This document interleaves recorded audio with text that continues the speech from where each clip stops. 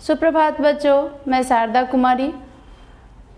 जैसा कि आप लोगों को पहले भी काव्य खंड लेकर उपस्थित थी और आज भी उसी तरह गोधूली का अंतिम पाठ लेकर प्रस्तुत हूँ।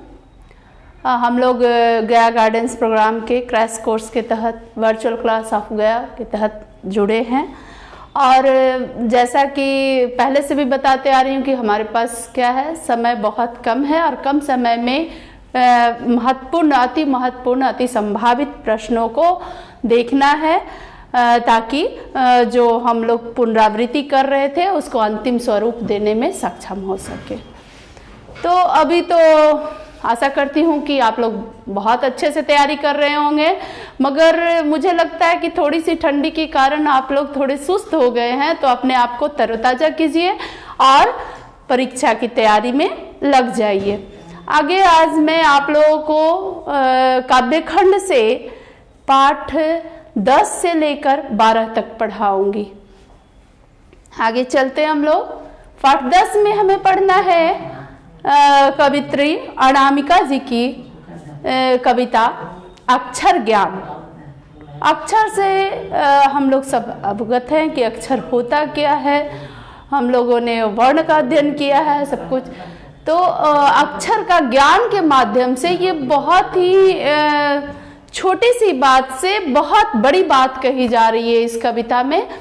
इसको मैं आगे समझाऊंगी। अभी कवित्री अनामिका जी का जीवन परिचय ये आप देखिए, यहाँ ये है कवित्री अनामिका जी और इनका जीवन परिचय। जैसा कि मैं पहले भी बताई हूँ कि जीवन परिचय बहुत ही महत्वपूर्ण होता है और इसे जानना जरूरी है।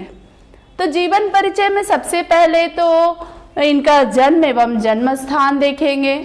तो जन्म इनका 17 अगस्त 1961 ईस्वी को मुजफ्फरपुर बिहार में हुआ। पिता का नाम श्याम नंदन किशोर, जो कि हिंदी विभाग के प्रोफेसर रहे हैं बिहार विश्वविद्यालय में। इनकी वृत्ति यानी रोजगार ये क्या करते हैं, सत्यवती कॉलेज दिल्ली विश्वविद्यालय के अंग्रेजी विभाग में प्राध्यापिका हैं। इनकी प्रमुख रचनाएं, अंग्रेजी के छात्रा होते हुए भी इन्होंने क्या किया, हिंदी में बहुत इनकी दिलचस्पी रही। कारण था घर में भी पिताजी हिंदी के प्रोफेसर रहे, तो उस तरह का माहौल इनको मिला कि साहित्य से रूबरू हो, अंग्रेजी के साथ साथ हिंदी से भी। तो इनका जुड़ाव हिंदी से भी उतना ही रहा। तो लेखनी इनकी रही जो हिंदी इंग्लिश दोनों में रही और इन्होंने बहुत सारी रचनाएं की, जिनमें मुख्य है काव्य संकलन। क्या ये सारे काव्य संकलन है? एक गलत पते की चिट्ठी, बीजाक्षर, अनुष्टुप आदि। आलोचना की पुस्तक भी इन्होंने लिखी, पोस्ट एलियट पोएट्री, स्त्रीत्व का मानचित्र। ये 2 आलोचना की पुस्तक। संपादन इनका एक कहती हैं औरतें पत्रिका थी, उसका संपादन इन्होंने किया। काव्य पुस्तक थी ये, इसका इन्होंने संपादन किया। सम्मान इनको क्या क्या प्राप्त हुआ, राष्ट्रभाषा परिषद पुरस्कार, भारत भूषण अग्रवाल पुरस्कार, गिरिजा माथुर पुरस्कार, ऋतुराज साहित्यकार सम्मान। ये इनका सम्मान हो गया। आगे देखते हैं ये किस तरह की कवित्री रही है। एक कवित्री और लेखिका के रूप में अपने वस्तुपरक समसामयिक बोध और संघर्षशील वंचित जन के प्रति सहानुभूति के लिए जानी जाती हैं। ये स्त्री विमर्श में भी इनका काफी महत्वपूर्ण योगदान रहा है। तो ये इनके बारे में हम लोग जान लिए, इनके जीवन परिचय, इनका जन्म स्थान, ये इनकी कृतियाँ, इनका रोजगार और ये किस तरह की रचनाएं करते थे। तो आगे बढ़ते हैं कविता की ओर। सबसे पहले कविता को देखेंगे, उसके बाद मैं इसका सारांश बताऊंगी। तो आप लोग ये अक्षर ज्ञान कविता पढ़ेंगे। अक्षर ज्ञान से हम लोग भी बचपन में क्या से सीखे हैं, वर्णों का ज्ञान कैसे हुआ हमें, क ख ग घ अंग, इस तरह से वर्ण, आगे भी फिर वर्णमाला को जाना। तो इस तरह से कवित्री बहुत छोटी सी बात को बताते हुए यहाँ पे ये कहते हैं कि इस कविता में बताते हैं कि कभी बहुत बड़ी बड़ी समस्याओं को देखकर घबराना नहीं चाहिए। और ये अपने बेटे के माध्यम से ये कविता को बताते हैं। पहले ये कविता को हम पढ़ेंगे, वाचन करेंगे, उसके बाद इसका सारांश को जानेंगे। चौखटे में नहीं अटता बेटे का कबूतर ही है ना, फुदक जाता है जरा सा। तो चौखटे में नहीं अटता, ये बेटे को समझा रही हैं कि ये क से जो कबूतर होता है इतना फुदकता है कि वो अटता ही नहीं है। तो यहाँ चौखटे पे क्या नहीं अटता है, क अक्षर। आगे देखिए, पंक्ति से उतर जाता है, क्या करके, कबूतर के जैसा फुदक कर। उसका ख, अब बेटे को ख सिखा रही है। ख में उनको क्या परेशानी हो रही है देखते हैं। ख, खरगोश की खालिश बेचैनी में, ख खरगोश की खालिश बेचैनी में, गमले सा टूटता हुआ उसका ग, खरगोश से खालिश बेचैनी। खरगोश की आंखों में देखो कभी स्थिरता नहीं होती है, वो इधर उधर भागा, बहुत फुर्ती होती है। तो उसी तरह ख क्या हो रहा है, खरगोश की तरह उसमें बेचैनी है, वो इधर उधर भाग रहा है। गमले सा टूटता हुआ उसका ग कैसा हो रहा है, गमले के समान टूट रहा है। ये क्या कर रही है, सिखाने के क्रम में उनको जो परेशानियां हो रही, टूटने का मतलब है एक इसका ये इधर लिखाता होगा, एक इधर। तो ये तो बेटे की सिखाने की बात है। प्रारंभिक शिक्षा जब हम लोग शुरू करते हैं तो वर्ण से शुरुआत करते हैं हिंदी में। तो ये गमले सा टूटता हुआ उसका ग दिखाई दे रहा है। घ कैसा दिखाई दे रहा है, घड़े सा लुढ़कता हुआ उसका घ। ये बहुत ही रोचक कविता है, इसको आप लोग समझिए कि घ से जो घड़ा होता है, देखिए क से कबूतर, ख से खरगोश, ग से गमला और घ से घड़ा। ये इसके माध्यम से ये बता रहे हैं कि अक्षर भी उसी तरीके से हो रहा है। जैसे घड़े सा घ क्या हो रहा है, लुढ़क रहा है। घड़े को जब बिना कोई सहारे का रखे तो कैसा होता है, लुढ़क जाता है, वैसे ही घ हो रहा है। अब समस्या कहाँ पैदा होती है, ये सब तो लुढ़कते पुढ़कते सीख लिया बच्चा ने, उनके बेटा ने सीख लिया। समस्या कहाँ पर आके खड़ी हुई, जब अंगा सीखने की बारी आई। क्यों, अंगा पर आकर थमक जाता है, बच्चा रुक जाता है। थमकना मतलब रुक जाना। क्यों थमकता है, उससे नहीं सदता है अंगा, उससे अंगा सद ही नहीं पा रहा है, लिखा ही नहीं पा रहा है। वो सब तो कैसे भी लुढ़क के, तो टूट कर, बेचैनी में कबूतर के समान फुदक कर कैसे भी करके सीख लिया। लेकिन ये क्या हो रहा है, अड़ा से अंगा सद ही नहीं रहा है। अंगा के डा को वह समझता है माँ, क्योंकि अब उसको माँ की गोद में जाने का मन हो रहा है। किसको देखकर, अंगा को। क्यों, क्योंकि ड को वह माँ समझता है और उसके बगल में जो बिंदु है उसको ऐसा लगता है कि वो माँ है और वो उसका बेटा है, गोद में बैठा हुआ है। ठीक है, तो वो बच्चा यही मानता है कि ये बगल वाला बिंदु है जो उसका बेटा है, जो गोदी में बैठा हुआ है। अब बच्चे की आदत क्या होती है, किसी को देखकर गोद में, उसको भी गोद में आने का मन करता है। तो यहाँ पे कवित्री कहना चाहती हैं कि ये माँ बेटे से जो अंगा है वो सद ही नहीं रहा। ये माँ बेटे वाला जो अंगा है, डा और बिंदु वाला माँ बेटा, वो उससे सद ही नहीं रहा। किससे, कवित्री के पुत्र से, बेटे से। और उन्हें लिख लेने की अनवरत कोशिश में उसके आंख में आंसू आ जाते, क्या आते हैं, आ जाते हैं आंसू।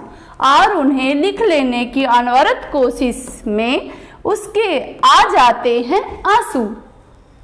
वो लिखने की कोशिश भी कर रहा है, विफल होने पर उसके आंख में क्या हो रहा है, आंसू आ जा रहे हैं। है शायद प्रथमाक्षर, है शायद प्रथमाक्षर सृष्टि की विकास कथा के। ये क्या है, ये यहाँ पे जो आकर बच्चा थमक सा गया, माँ कहती है कि यही विकास की कथा है। जो लोग आगे सफल होते हैं उनको विफलताएं भी झेलना पड़ता है।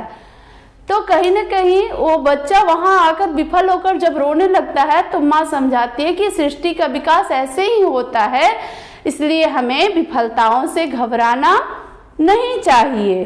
तो कहना ये है कि हम कोई भी कार्य करें तो कहीं ना कहीं वो कठिन परिस्थिति जरूर आती है जहां हम हिम्मत हार जाते हैं, लेकिन उस परिस्थिति में क्या करना होता है, उस हिम्मत हारने वाली बात पे नियंत्रण करना होता है और फिर से कोशिश करके उसे पा लेना होता है।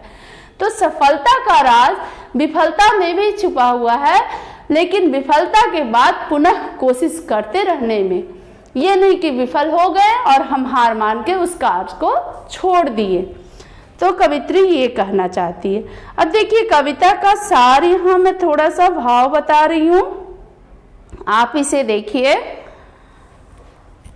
समकालीन कवित्री अनामिका ने अक्षर ज्ञान शीर्षक कविता में अक्षर ज्ञान की प्रक्रिया, उसमें आने वाली बाधाओं, हताशाओं और अंततः संघर्ष कर असफलता को सफलता में बदलने के संकल्प के साथ सृष्टि की विकास कथा में मानव की संघर्ष शक्ति को रेखांकित किया है। जिस तरह की रामधारी सिंह दिनकर जी ने भी लिखा है, मानव जब जोर लगाता है पत्थर पानी पर बन जाता है। तो कवित्री कहीं ना कहीं ये करी कि ये मानव जाति ऐसा है, मानव की शक्ति इतनी होती है कि वो कुछ भी ऐसा काम धरा पे नहीं है जिसको वो असंभव से संभव नहीं कर सकता। तो वो करना ही करना है, भले ही उसका संघर्ष कठिन हो, लेकिन वो अपनी संघर्ष शक्ति से हर काम में कामयाब रहेगा। ये हो गई कविता का सारांश। अब हम लोग देखेंगे प्रश्न। जो महत्वपूर्ण प्रश्न है उसे मैं यहाँ पे बताई हूँ। हालांकि मैं जिस तरह से पाठ परिचय और सारांश आपको बताई, मुझे पूरी उम्मीद है कि आप समझ गए होंगे। और ये प्रश्न जब मैं बताऊंगी तो आप भी कोशिश करिएगा उत्तर देखे बिना हल करने की। देखिए, अनामिका किस काल की कवित्री है? तो ये हर बार मैंने सारांश में भी लिखा है कि किस काल की कवि है, समकालीन कवि है। जो अभी चल रहा है काल समकालीन, इसी की कवि है। तो विकल्प देखेंगे, आदिकाल, भक्तिकाल, आधुनिक काल, समकालीन। तो यहाँ घ हो जाएगा विकल्प। और प्रश्न 2 देखेंगे, अक्षर ज्ञान कविता में पंक्ति से क्या उतर जाता है? पंक्ति से क्या फुदक फुदक कर उतर जाता है, चौखटे में नहीं अटता है? तो वो का अक्षर है जो पंक्ति से उतर जाता है। प्रश्न 3 में है, अबोध बालक के चौखटे में क्या नहीं अटता है? चौखटे में भी का नहीं अटता है, अभी मैं बताई हूं। फिर उस तरह से प्रश्न 4 देखेंगे, अक्षर ज्ञान कविता बच्चों के किस स्तर की शिक्षण प्रक्रिया से संबंधित है? तो क ख ग घ हम कब सीखते हैं? सीखते हैं प्रारंभिक शिक्षा में। तो ये जो अक्षर ज्ञान कविता है ये बच्चों की प्रारंभिक शिक्षण से संबंधित है। आगे देखिए,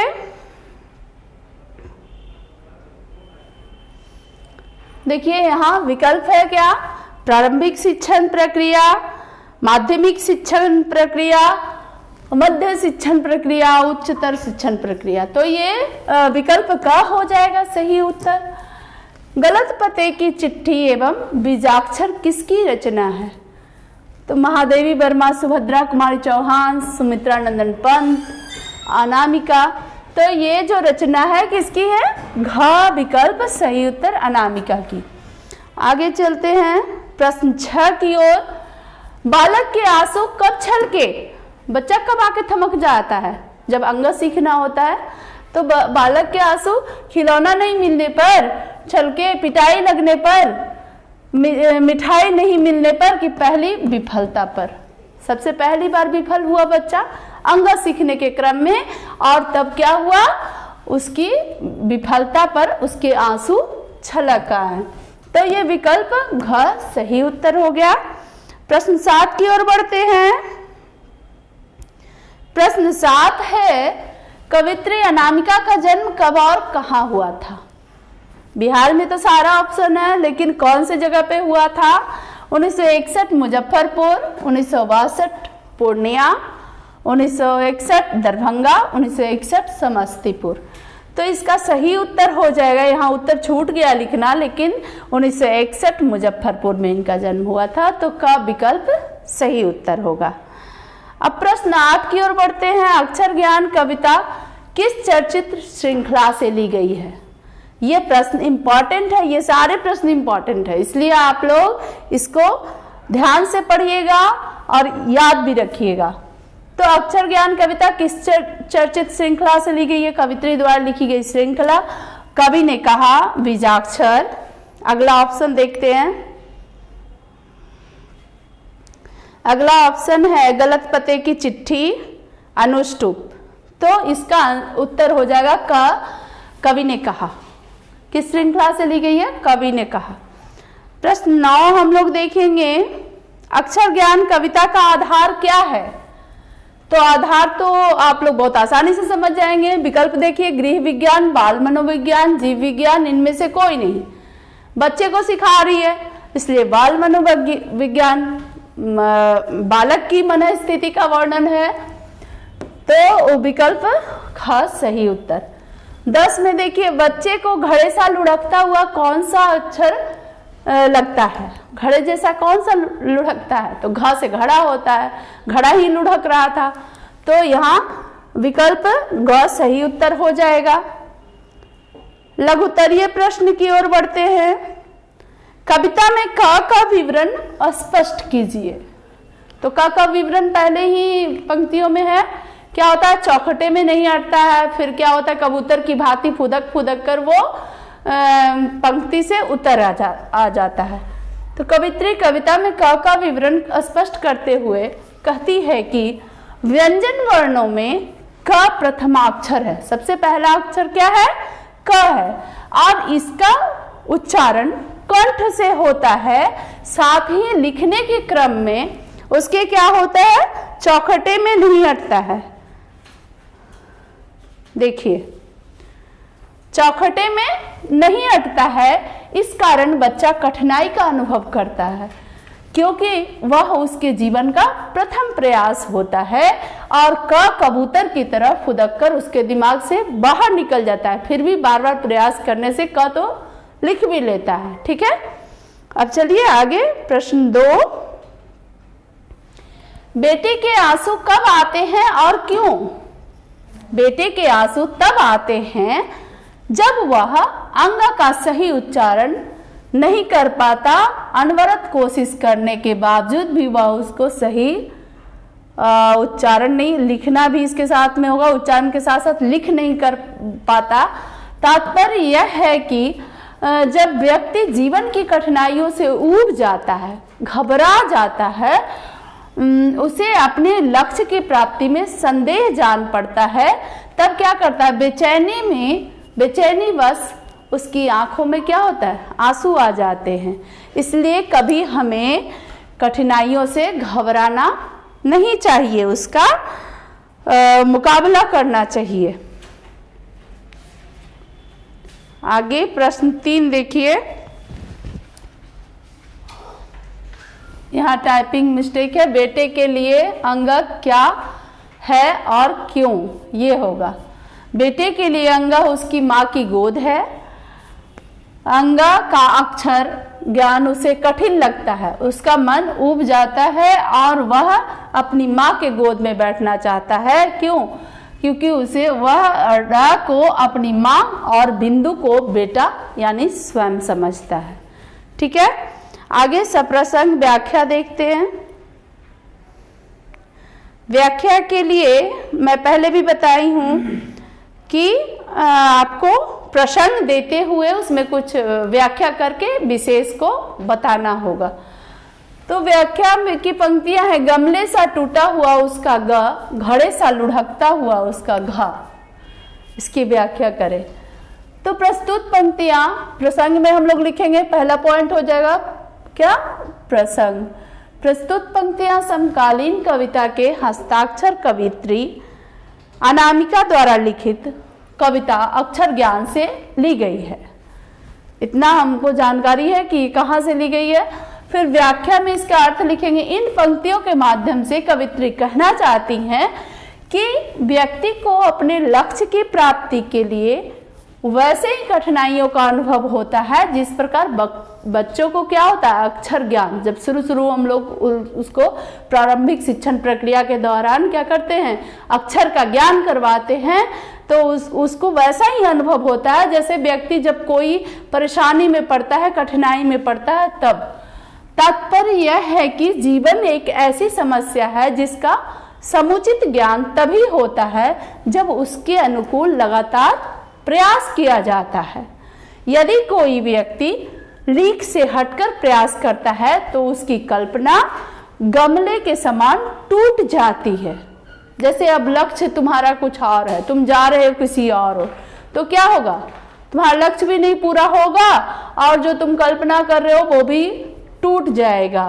किसके समान, गमले के समान, अथवा वह घड़े के समान लुढ़कता रह जाएगा, न इधर का रहेगा। बिन पेंदी का लोटा सुने हो, जब तुम्हारा लक्ष्य अगर नहीं केंद्र में रखते हो तो न इधर के रहोगे न उधर के, कहीं के नहीं रहोगे। एक दृढ़ संकल्प होकर एक लक्ष्य होना चाहिए जिसके लिए हमें अनवरत प्रयास करना चाहिए जब तक कि वो लक्ष्य प्राप्त नहीं हो जाए। ये हो गया। अब आगे बढ़ते हैं पाठ 11 की ओर। पाठ 11 में हमें पढ़ना है लौट कर फिर आऊंगा। ये जो कविता है लौट कर फिर आऊंगा, ये मैं बता दूं कि ये बंगाल के कवि हैं, बंगला लेखक हैं, और इनकी कविता हमको भाषांतरित करके धर्मवीर भारती ने इसे भाषांतरित किया है, जो हमें पढ़ना है। हम लोग सभी जानते हैं कि हमारे पाठ्यक्रम में जो हिंदी भाषी क्षेत्र के भी मतलब और दूसरे राज्य के जो हैं लेखक या दूसरे देश के हैं उनको पढ़ना होता है। उनकी जो रचना होती है उसको अनुदित करके हमें पढ़ना होता है ताकि वहाँ की संस्कृति, वहाँ की सभ्यता को हम जान सके। तो ये कवि परिचय, कवि का नाम है, कविता है लौट कर फिर आऊंगा। कवि का नाम है जीवनानंद दास। जन्म एवं जन्म स्थान 1899 ईस्वी में बंगाल में इनका जन्म हुआ।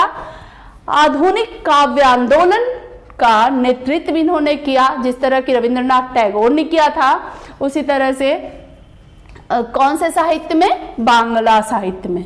लेखन कौशल इनका कैसा है, ये यथार्थवादी लेखक हैं जो यथार्थ की धरती पर लिखते हैं। कुछ कल्पना इनकी रचना में उस तरह की नहीं होती। और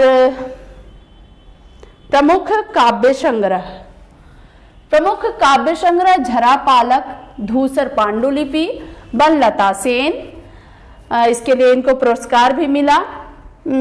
महापृथ्वी, साटती, तारार तिमिर, ये सब बांग्ला में है इसलिए इस तरह का नाम है, और रूपसी बांग्ला आदि। सम्मान इनको कौन सा मिला, निखिल बंग रविंद्र साहित्य सम्मेलन के द्वारा बनलता सेन को, बनलता सेन क्या थी, एक प्रेम काव्य संग्रह, श्रेष्ठतम प्रेम काव्य संग्रह, तो उसके लिए 1952 ईस्वी में इनको श्रेष्ठ काव्य ग्रंथ का पुरस्कार दिया गया था। ये इनके बारे में जान लिया, इतना से ज्यादा से प्रश्न आएगा भी नहीं लेखक परिचय से। अब देखिए ये कविता है जिसको हम लोगों को पढ़ना है। इसमें ये सब पक्षी का वर्णन है, इसलिए आप लोगों को इधर चित्र भी मैंने रखा है कि परेशानी ना हो। तो ये जो कविता है उसका वाचन करेंगे, साथ साथ अर्थ भी बताते चलेंगे। खेत है जहां धान के, बहती नदी के किनारे, फिर आऊंगा लौटकर एक दिन बंगाल में, नहीं शायद होऊंगा मनुष्य तब, होऊंगा अवाबिल या फिर कौवा, उस भोर का फूटेगा नई धान की फसल पर जो। इस कविता में कवि का अपनी मातृभूमि के प्रति अगाध प्रेम का यहाँ पे हम लोग अवगत होते हैं कि कवि अपनी मातृभूमि से बहुत ही ज़्यादा प्रेम करते हैं और वो इस जन्म ही नहीं बल्कि अगले जन्म भी ये इसी मातृभूमि में बंगाल की धरती पर जन्म लेना चाहते हैं। क्या खेत है जहाँ धान के, जिस धरती पर धान के खेत लहलहा रहे हैं, कल कल करती नदियां बह रही हैं और उसके किनारे कभी आना चाहते हैं। कभी कहते हैं कि अगर ईश्वर ने मुझे मनुष्य के रूप में नहीं जन्म दिया तो कोई बात नहीं, तब मैं हो सकता है अबाबिल पक्षी। अबाबिल पक्षी यहाँ पे मैंने दिखाया है, ये देखिए, ये है अबाबिल पक्षी।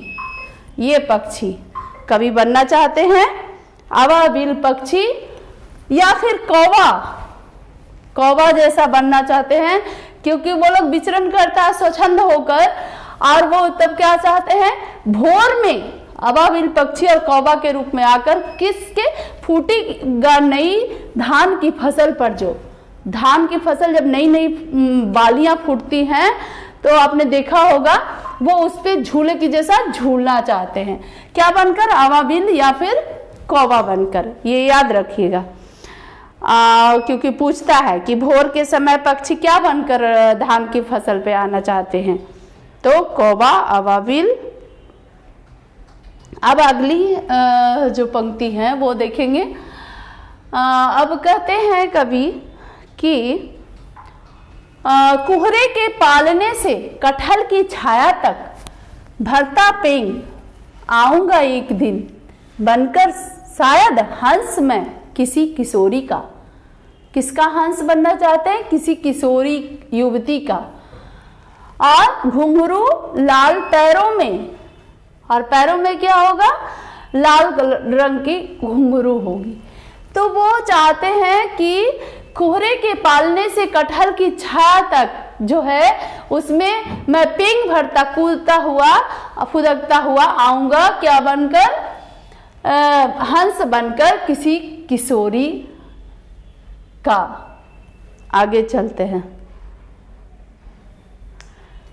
तैरता रहूंगा बस दिन दिन भर पानी में, गंध जहां होगी ही भरी घास की। हरी घास होना चाहिए यहाँ।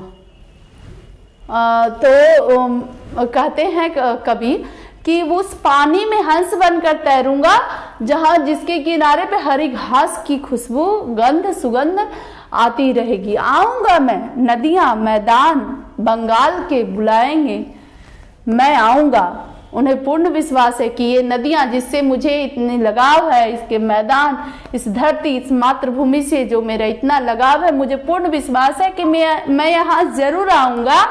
जिसे नदी धोती ही रहती है पानी से, इसी हरे सजल किनारे पर, उस नदी के किनारे पे आऊंगा जो नदी के बहाव में दिन रात धुलते और साफ होते रहती है। उस पवित्र किनारे पर मैं जरूर आऊंगा, रूपसी नदी के किनारे पर, रूपसा नदी के किनारे पर। शायद तुम देखोगे शाम की हवा के साथ उड़ते एक उल्लू को। शाम की हवा के साथ कभी क्या बनना चाहते हैं, उल्लू। शायद तुम सुनोगे कपास के पेड़ पर उसकी बोली। तो इन सब चीजों के माध्यम से, ये तो पक्षी के माध्यम से बता रहे हैं, वहां उस तरह की क्या परिस्थिति थी, कैसे लोग रहते थे, किस तरह से पक्षी के माध्यम से मैं आगे समझाऊंगी कि कवि ने बताया है। शायद तुम सुनोगे कपास के पेड़ पर उसकी बोली। कपास का पेड़ पे किसकी बोली, उल्लू की। घसीली जमीन पर फेंकेगा मुट्ठी भर भर चावल। शायद कोई बच्चा उबले हुए, कवि कल्पना कर रहे हैं यहाँ कि मैं पक्षी होऊंगा, तब शायद कोई बच्चा घास भरी जमीन पर क्या करेगा, उबला हुआ चावल को फेंकेगा। देखोगे रूपसा के गंदले पानी में नाव के लिए जाते एक लड़के को, उड़ते फटे पाल की नाव। तब वो देखेंगे रूपसा नदी में जो नाव चलती है उसको देखने के बारे में कहते हैं। अंतिम पंक्तियां हैं, लौटते होंगे रंगीन बादलों के बीच सारस, ये रात की बात हो रही है, अंधेरे में होऊंगा मैं उन्हीं के बीच में। ये प्रश्न पूछता है कि रात के अंधेरों में कवि क्या बनना चाहता है, किस पक्षी का रूप लेना चाहता है, किसके बीच में रहना चाहता है, तो सारस के। तो ये हो गया। अब आगे देखिए, ये हंस पक्षी हो गया, हंस जिसका वर्णन किया गया है, ये हो गया सारस। हंस के क्या कहता है, किशोरी का हंस बनना चाहता है कवि, और सारस क्या बनना चाहता है, सारस रात के अंधेरों के बीच सारसों के बीच में रहना चाहता है। लौट कर फिर आऊंगा कविता का ये भावार्थ है, जो संक्षेप में मैं बताती हूँ। प्रस्तुत कविता राष्ट्रीय चेतना की कविता है, जिसमें कवि का अपनी मातृभूमि तथा अपने देश के प्रकृति के प्रति उत्कट प्रेम अभिव्यक्त हुआ है। कवि अपने नश्वर जीवन के बाद भी पुनः अपनी मातृभूमि बंगाल में आने की लालसा रखता है। वह मरने के बाद किसी भी रूप में अपनी मातृभूमि की स्नेहमयी धरा पर जन्म लेना चाहता है। अब बच्चों इसका प्रश्न देखेंगे। इसका पहला जो प्रश्न है ये रहा, यहाँ क्या है, देखिए, लौट कर आऊंगा फिर कविता में कवि एक बार फिर कहाँ आने की लालसा व्यक्त करता है। अभी अभी बताए हैं वो अपनी मातृभूमि बंगाल में आने की लालसा रखते हैं। तो ये देखिए विकल्प हम लोग देखेंगे, मातृभूमि बिहार, जन्मभूमि महाराष्ट्र, कर्मभूमि गुजरात, मातृभूमि बंगाल। तो घ विकल्प सही उत्तर होगा। महापृथ्वी किसकी रचना है, तो जीवनानंद दास जी की रचना है, ख विकल्प होगा। लौट कर आऊंगा फिर कविता में रूपसा क्या है, तो रूपसा एक नदी है जिसका क्या है, पानी गंदा है। तो विकल्प घ सही उत्तर होगा। लौट कर आऊंगा फिर कविता के अनुवादक कौन है, मैं पहले भी बताई कि ये कौन सी कविता, किस भाषा की कविता है, बंगला भाषा। जिसका अनुवाद किसने किया, भाषांतरित कह लो या अनुवादक कह लो, वो किसने किया है, जीवनानंद दास, अज्ञेय, रविन्द्रनाथ टैगोर, प्रयाग शुक्ल। तो इसको अनुदित किसने किया है, प्रयाग शुक्ल ने किया है। तो लौट कर आऊंगा फिर कविता को अनुदित किया है प्रयाग शुक्ल ने। और इसके बाद हम लोग जो पढ़ेंगे रेनर मारिया रिल्के की कविता होगी मेरे बिन तुम प्रभु, उसको धर्मवीर भारती ने किया है अनुदित। माफ करना, लगता है इसमें मैं धर्मवीर भारती बोल गई थी, लेकिन कविता का अनुवादक होगा प्रयाग शुक्ल। तो उत्तर घ इसका सही होगा। ठीक है, एक बार 3-3 कविताओं को पढ़ाना होता है तो कभी लगता है उसमें हो जाता है, इसलिए आप लोग इस पर ध्यान देंगे। और प्रश्न 5 की ओर बढ़ेंगे हम लोग। प्रश्न 5 में क्या है, लौट कर आऊंगा फिर कविता में कवि किस फसल की चर्चा करते हैं। तो शुरू में ही हम लोग धान की फसल, धान की जो बालियां फूटेगी उस पर क्या बनकर झूलना चाहते हैं, अवाबिला और कौवा। तो ये विकल्प ग सही उत्तर हो जाएगा। जीवनानंद दास की श्रेष्ठ प्रेम कविता, जिसके लिए उनको पुरस्कार भी मिला था, तो वो कौन सी कविता है, वनलता सेन। तो विकल्प का सही उत्तर। कवि अंधेरे में किस पक्षी के बीच स्वयं को होने की बात कहता है। अंधेरी रात में, शाम में तो उल्लू के साथ रहना चाहता है, सुबह में अबाबिल बनना चाहता है, और रात में अंधेरे में क्या, ग सारस बनना चाहता है। अगला प्रश्न, प्रश्न 9 देखिए, जीवनानंद दास किस भाषा के प्रसिद्ध कवि हैं। तो बांग्ला, उड़िया, अंग्रेजी, हिंदी। तो ये बांग्ला भाषा के कवि हैं, विकल्प का सही उत्तर। लघुत्तरीय प्रश्न जो महत्वपूर्ण है, अति संभावित प्रश्न है, उसे मैंने दिया है, कवि किस तरह के बंगाल में लौटकर आने की बात करते हैं। करता है कि किस तरह का, कवि वैसे बंगाल में लौट कर आने की बात करता है जहां धान के खेत कलकल करती नदियां बहती हैं, यानी जो प्राकृतिक श्री संपदा से संपन्न हैं। कवि का प्रकृति प्रेम, मातृभूमि के प्रति प्रेम ये दर्शाता है। वो चाहते हैं कि हमारी जो प्रकृति जिस तरह से शुद्ध है उस तरह से ही रहे, इसे कोई कहीं से कुछ हानि न पहुंचाए। कवि ने कविता में किसकी गंध की चर्चा की है?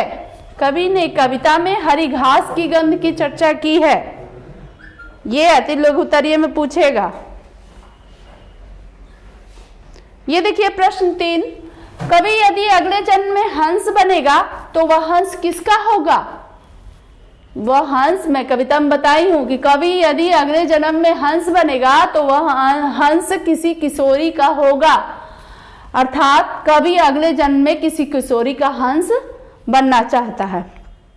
प्रश्न 4 देखिए, कविता में आए बिंबों का सौंदर्य स्पष्ट कीजिए। बिंब जो आए हैं। कवि ने कृषि की प्रधानता के लिए धान के खेत एवं बहती नदी का वर्णन किया है। तो प्राकृतिक संपदा,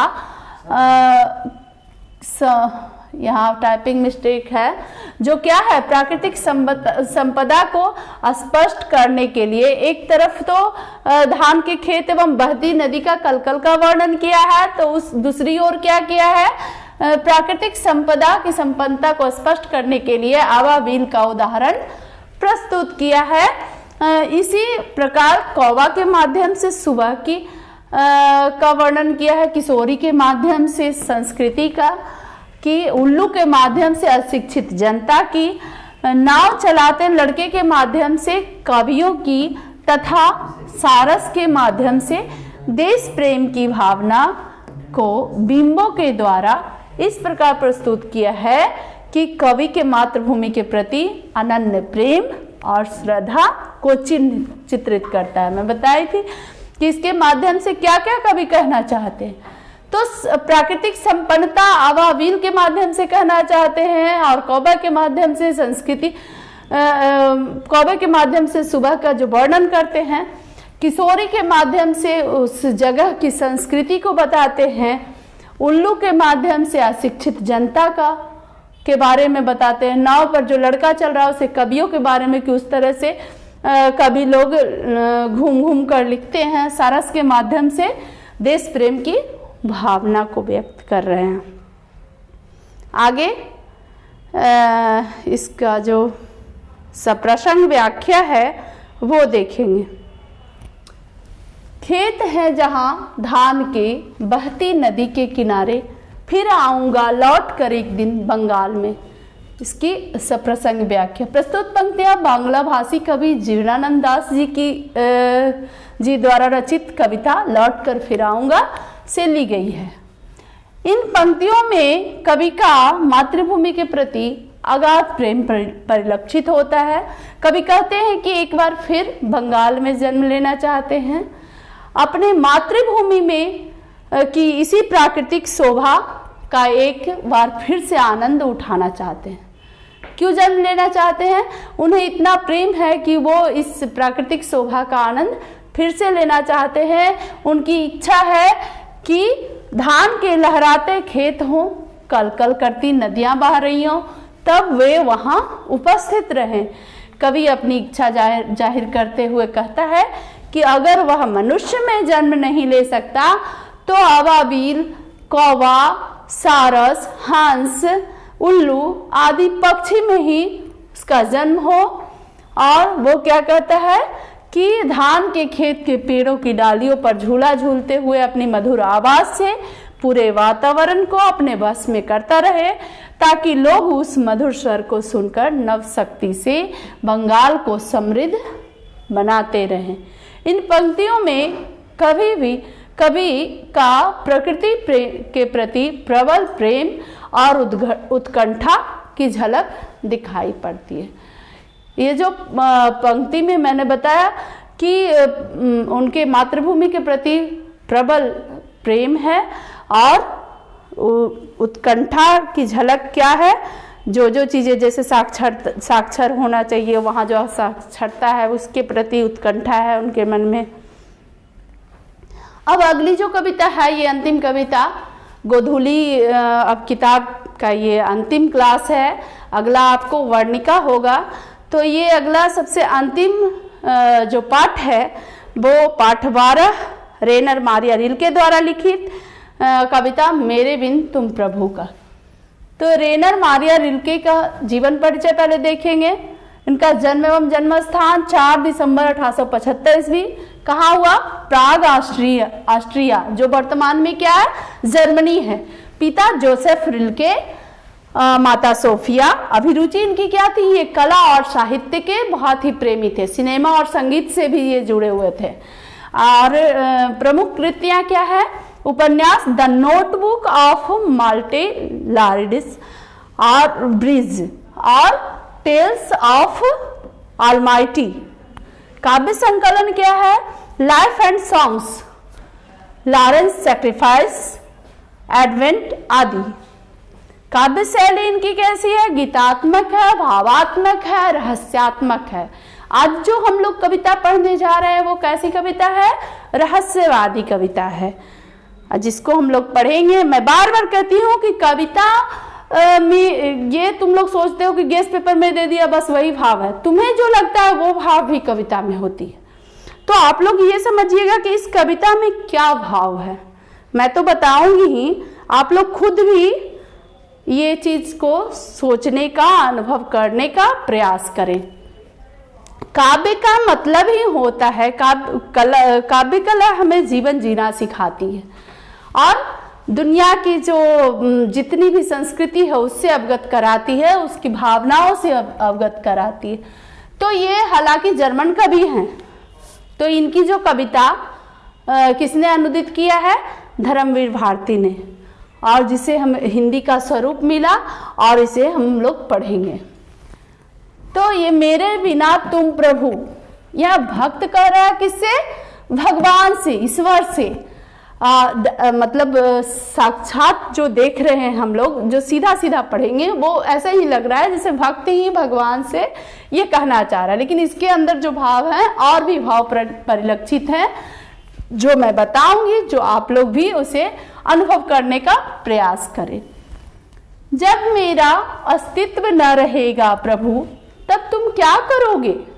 ये प्रश्न कौन कर रहा है? किससे? भक्त कर रहा है अपने ईश्वर से, कि जब मेरा ही अस्तित्व नहीं रहेगा तब तुम क्या करोगे प्रभु? जब मैं तुम्हारा जल पात्र टूटकर बिखर जाऊंगा, जब मैं तुम्हारी मदिरा सूख जाऊंगा या स्वादहीन हो जाऊंगा। सूख जाने से क्या मतलब? ये जल पात्र क्या किसको बोल रहा है?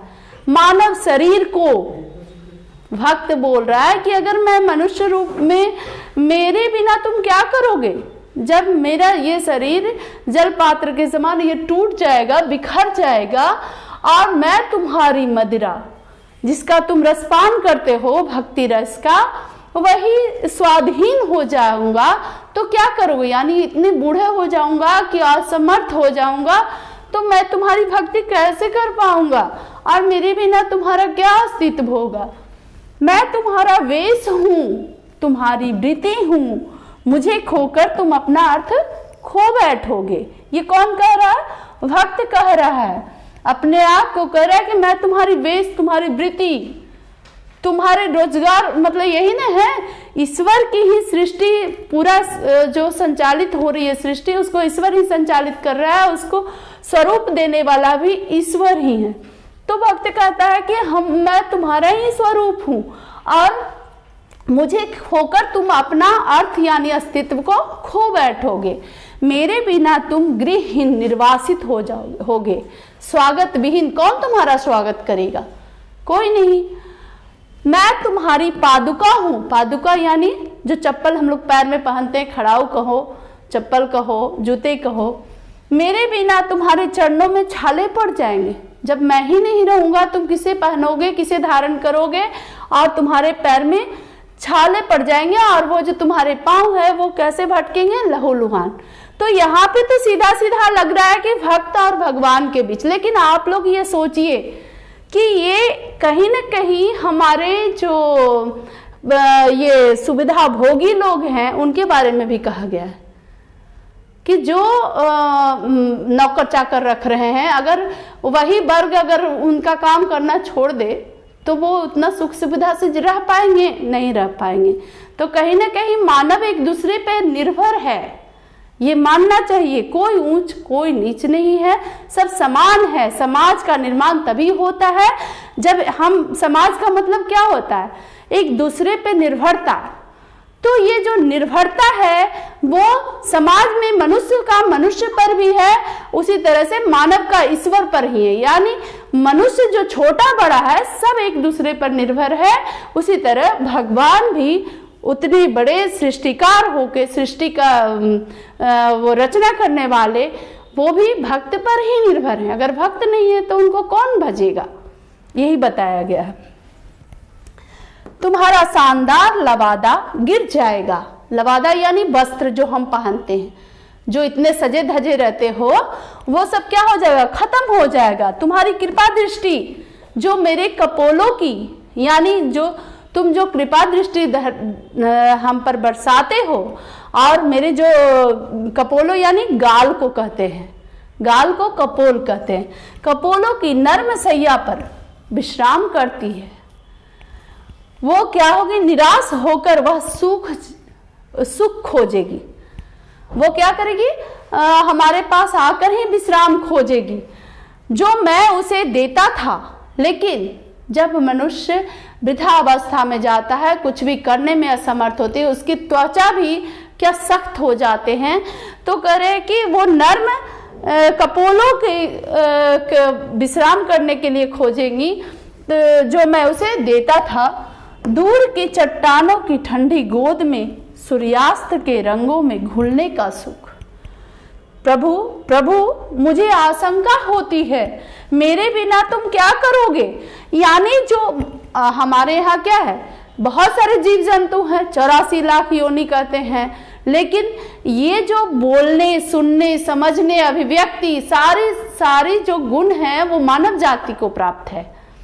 तो मानव जाति ही अगर नहीं होगा तो कवि कहते हैं कि जो दूर चट्टानों की ठंडी गोद, जब शाम के समय सूर्यास्त होता है, जो लाल रंगों में सभी चीज घुलने लगता है, लालिमा जो छा जाती है, वो मुझे आशंका है कि जब मैं ही नहीं रहूंगा तो उसका, उस असीम जो तुम्हारी प्रकृति है, तुम्हारी जो सृष्टि है, उसका वर्णन करने वाला कौन होगा प्रभु।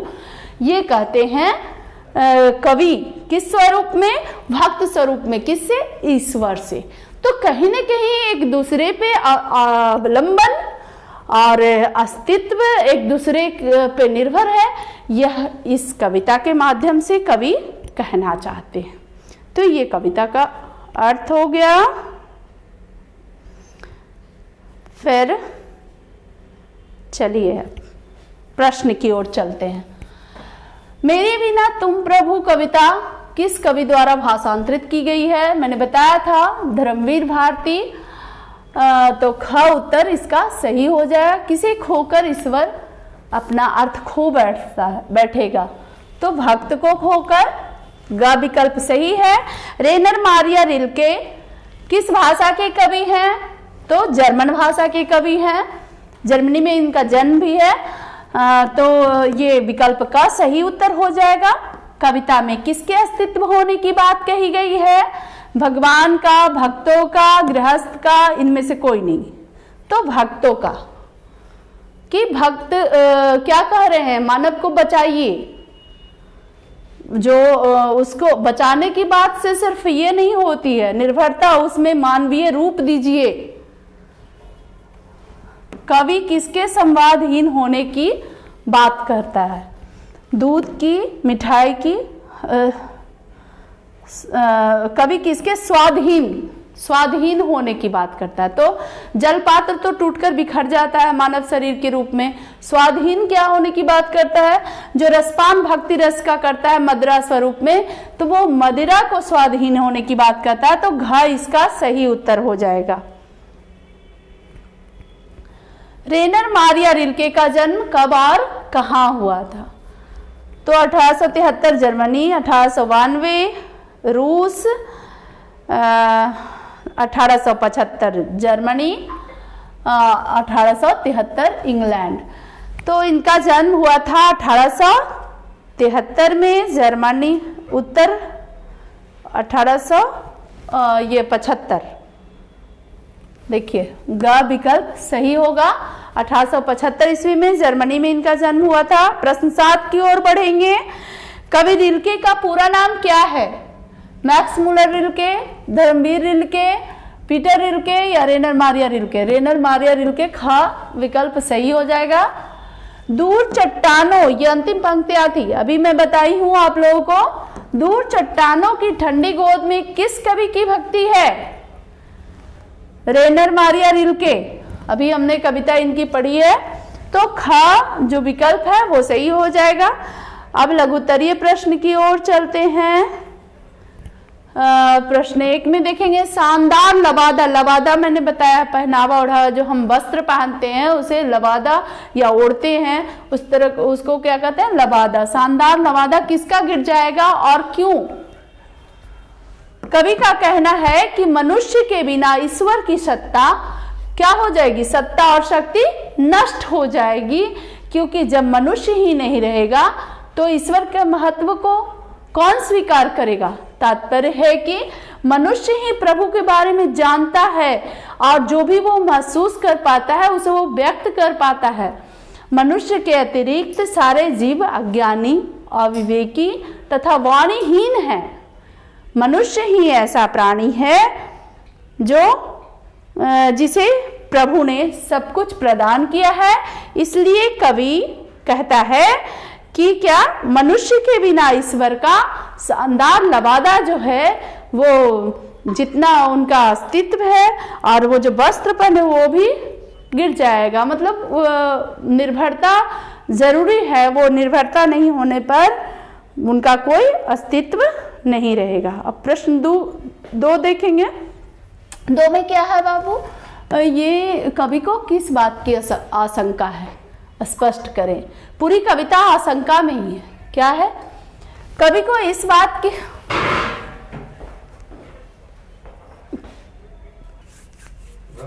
हम लोग यहाँ थे। कवि को किस बात की आशंका है? स्पष्ट करें। कवि को इस बात की आशंका है कि यदि मनुष्य नहीं रहेगा तो संध्याकालीन सूरज की लाल किरणों के योग से प्रकृति में जो अलौकिक सौंदर्य छिटकने लगता है उसका वर्णन कौन करेगा? तात्पर्य है कि सूर्यास्त के समय सूर्य की ओट में छिपने के कारण प्रकाश क्या होता है? प्रकाश से पर्वत तथा पेड़ों पर जब पड़ता है तो जिससे क्या होता है? सभी लाल रंग के प्रतीत होने लगते हैं। आप लोग भी देखे होंगे, जब बेटा शाम में देखिएगा सूर्य का रंग पूरी तरह से लाल हो जाता है जिस समय सूर्यास्त होने वाला रहता है। तो वहाँ आप लोग देखिएगा कि पश्चिम साइड में जितनी भी चीजें नजर आती हैं लालिमा फैल जाती हैं। तो उसी लालिमा का वर्णन है यहाँ पे। इसलिए कवि कहते हैं कि मनुष्य के बिना इस अद्भुत सौंदर्य का वर्णन कौन कर पाएगा? क्योंकि सब तो वाणी विहीन है, अभिव्यक्ति विहीन है, तो वो कौन कर पाएगा? अगर आपका मानव जाति सुरक्षित नहीं रहेगा तो ये सारी चीजें आपकी जो रचना है उसका वर्णन कौन कर पाएगा? तो इसकी आशंका है कवि को। अब प्रश्न 3 में क्या है? यहाँ टाइपिंग मिस्टेक है बेटा, इसको कवि पढ़िएगा। कवि किसको कैसा सुख देता है? तो ईश्वर की कृपा दृष्टि जो कवि के कपोलों यानी गालों की कोमल सैया पर विश्राम करती थी वह क्या होगी? सूख जाएगी। कवि का कहने का तात्पर्य है कि ईश्वर की आभा जो हमेशा मनुष्य में विद्वान है। मनुष्य क्या है? हर मनुष्य में ईश्वर का वास है। तो कवि का कहना है कि जो हमेशा हर मनुष्य में वो आभा, ईश्वर की जो तेज है वो विद्यमान है। ऐसे तो हम लोग सब जानते हैं, सारे जीव ईश्वर की रचना है और ईश्वर सब में वास करते हैं, तो वो विद्यमान रहती है। वह मनुष्य के बिना क्या होगी? नष्ट हो जाएगी। मनुष्य ही नहीं रहेगा तो उसका कोई मतलब ही नहीं रह जाएगा। ईश्वर के इसी आभा को मनुष्य क्या करता है, सतत अपने कपोलों पर, गालों पर मौजूद रखना चाहता है उस नरमी के साथ, अर्थात सुख प्रदान करता है। वह मनुष्य के बिना निराश होकर उस सुख की खोज में भटकता फिरेगा। जब मनुष्य होगा नहीं तब कौन, ईश्वर। तो अतः ईश्वरीय सत्ता को कवि ने अपने कपोलों की नरम सैया पर विश्राम करने का सुख देता है। तो इसमें क्या हुआ, कहाँ सुख करने के, अपने गालों की नरम सैया पर सुख करने के लिए कहता है। अब आगे सप्रसंग व्याख्या। मैं तुम्हारा बेस हूं, तुम्हारी वृत्ति हूं, तू मुझे खोकर अपना अर्थ खो बैठेगा। यह कौन कहता है, भक्त कहता है। किसको, ईश्वर को। इसकी व्याख्या करती हूं मैं। प्रस्तुत पंक्तियां जर्मन कवि रेनर मारिया रिल्के द्वारा रचित कविता मेरे बिना तुम प्रभु से ली गई है। प्रसंग में यह है, आप लोग हमेशा ये बात मत भूलिएगा कि व्याख्या करते समय हम 3 मुख्य बिंदु बनाएंगे। पहला प्रसंग, दूसरा व्याख्या, तीसरा विशेष। तो ये प्रसंग में हम लोग देंगे कि कविता कहाँ से ली गई, किसने लिखी और इसमें क्या कहना चाहते हैं। तो इन सारगर्भित पंक्तियों के माध्यम से कवि यह व्यक्त करना चाहते हैं कि किस तरह ईश्वर की असीम सत्ता उसके भक्तों पर निर्भर है। या कह सकते हैं कि जो ये सुख सुविधा भोगी लोग हैं, सब संपन्न लोग हैं, वो क्या कर सब सुविधाओं से संपन्न हैं, उनकी जो सत्ता है, उनकी संपन्नता है, जो उस मजदूर वर्ग, श्रमिक वर्ग पर आधारित है, तो भक्तों पर निर्भर है।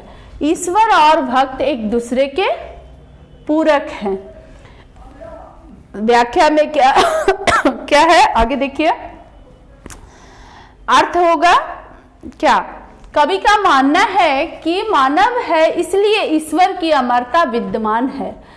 अगर मानव का अस्तित्व नहीं रहेगा तब परम पिता परमेश्वर के महत्व को प्रतिपादित या अभिव्यक्त करने वाला कोई नहीं होगा।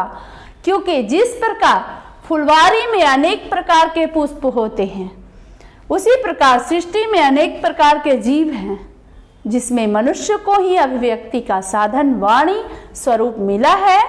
कवि ईश्वर से जिज्ञासा के साथ कहना चाहता है, जानना चाहता है कि यदि मानव का विनाश हो जाएगा तो क्या होगा। कवि की ये आशंका है कि मानव का विनाश होगा तो वो क्या करेगा।